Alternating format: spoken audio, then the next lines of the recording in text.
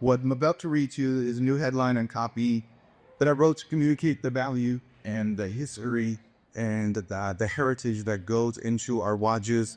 And after a month of split tested this on our site, it increased profit revenue per session by 20%. We say our whiskey barrel watches are a century in the making. Oak trees grow for at least 100 years before they're cut down and crafted into whiskey barrels. Then they age our favorite whiskeys for a decade or two before we inlay the wood into our watches. Each piece doesn't just tell time. It tells the stories of the lumberjacks, craftsmen, distillers, and whiskey drinkers that worked together spanning a century to bring you this watch.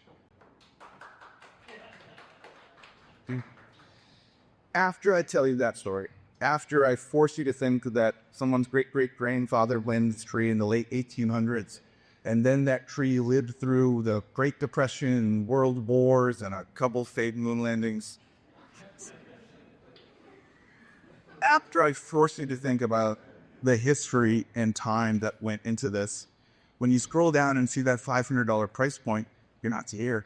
It's not coming from nowhere. It's coming from a place of heritage and history, and there's a lot of labor that went into it. It's coming from a place of heritage and history, and there's a lot of labor that went into it. So this copy, it increased our conversion rate, was awesome, but it really increased our AOB.